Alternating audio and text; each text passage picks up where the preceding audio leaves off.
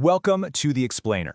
So today we are digging into something that affects millions of people, what really causes diabetes. You see, for decades, we've been told this one story, right? We've been pointing the finger at one specific bad guy. But what if? What if the real villain has been hiding in plain sight this whole time? Okay, let's just jump right in with a quick question.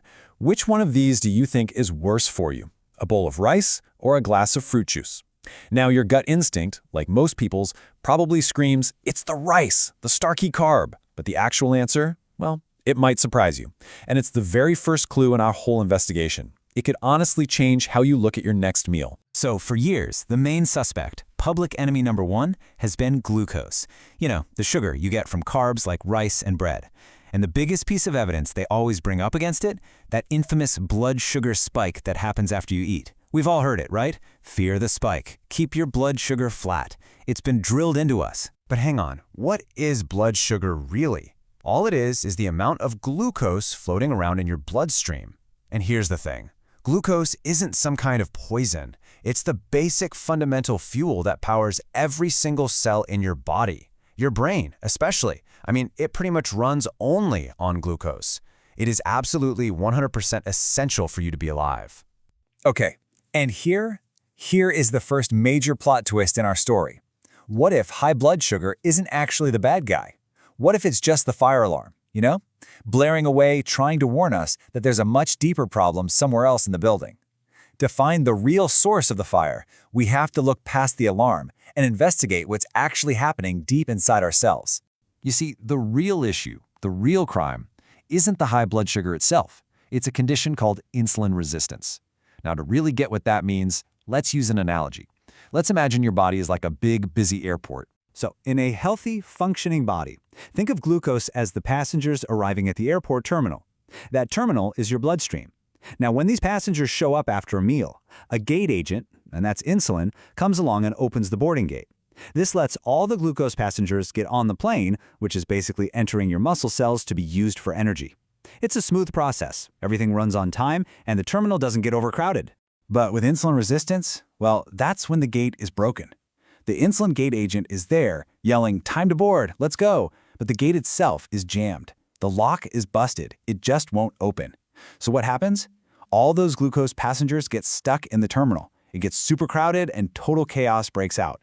And that chaos, that is what we call high blood sugar. Which, of course, brings us to the most important question in this whole investigation. If insulin is there, doing its job, and glucose is just an innocent passenger trying to get where it needs to go, then what in the world is breaking the gate? Who's jamming the lock? Well, all the evidence points to one specific saboteur. These little molecules called free fatty acids, or FFAs for short. These guys literally get inside our cells and physically jam up the works. They break the gate mechanism, making it impossible for insulin to open it. Okay, so where are these gate breakers coming from? You might think, oh, it's from the fatty food I just ate. But surprisingly, the answer is no. This is one of those cases where the call is coming from inside the house. It turns out these free fatty acids are literally leaking out of our own body fat. And not just any fat. Specifically, they come from that really dangerous visceral fat. You know, the stuff that's packed deep inside your belly, around your organs. This is the direct link we've been looking for. The more visceral fat you have, the more of these gate breakers you're releasing into your system, and the more broken your gates become. So if that visceral fat is the real source of the problem, it leads us to the final question. Who is the mastermind? What is so incredibly good at building this specific type of dangerous fat? Well, I can tell you it's not our original suspect, glucose.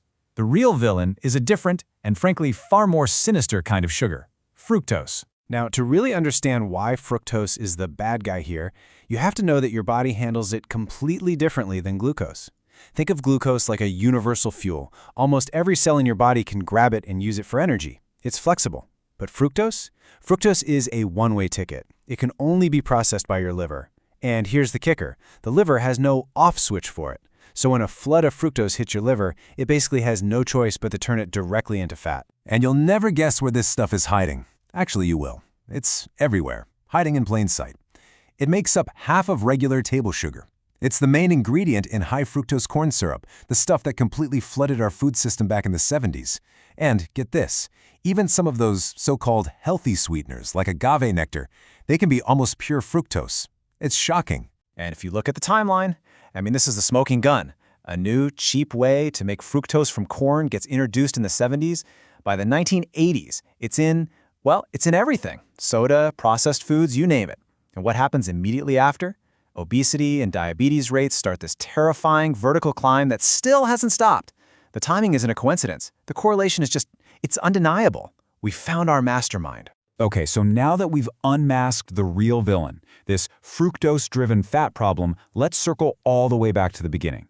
Let's revisit that original crime scene, the blood sugar spike. Why is obsessing over this such a huge distraction for most people who are generally healthy? Just listen to this quote from Dr. Robert Schmerling. He's at Harvard Medical School. He says, "I'm not aware of any studies showing that blood glucose monitoring in people without diabetes improves health." Let that sink in. The key takeaway here is pretty clear. If you don't have diabetes, this whole obsession with tracking every little peak and valley, it's just not supported by the science. This whole fear around blood sugar spikes, it's a textbook example of something called over-medicalization. It's an idea that's been pushed way more by wellness influencers and companies that sell monitoring devices than by actual medical science. They take a perfectly normal bodily function, they slap a scary label on it, call it a problem, and then, surprise, surprise, they try to sell you the solution. So here's the bottom line, the most important point. For a healthy person, a temporary rise in your blood sugar after you eat some carbs is completely normal. It's supposed to happen. It's just the passengers arriving at the airport. As long as your insulin gate is working properly, your body just efficiently moves that glucose out of the bloodstream and into your cells for fuel. The system is working exactly like it's supposed to. All right, so the case is solved. We found the real culprit. What's the final verdict? More importantly, how do we use this new information to actually change the way we eat and think about our health? Well, here's your new playbook. Let's just wrap this all up. The real enemy here isn't the glucose you get from things like rice and potatoes. The enemy is the insulin resistance that's caused by having too much body fat. And now we know the primary thing driving the creation of that specific fat is an overload of fructose. So what does that mean for you? It means your focus shouldn't be on fearing a potato. It should be on cutting way back on added sugars, syrups, and especially sweetened drinks. And for most of us, if you don't have diabetes, the number on your bathroom scale is a much, much better indicator of your metabolic health than some expensive blood sugar monitor. And that brings us right back to where we started. That first question, a bowl of rice or a glass of juice? I think the verdict is pretty clear now, isn't it?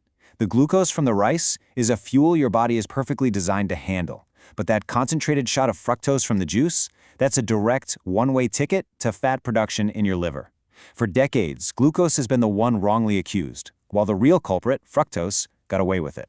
So, armed with this new information, the grocery store suddenly looks like a completely different place, doesn't it? You start to see the hidden villain, fructose, everywhere. It's in yogurts, pasta sauces, salad dressings, cereals. It's just lurking. So the question I want to leave you with is this. Now that you know, what labels will you start looking at differently on your next trip? Thanks for joining us for this explainer.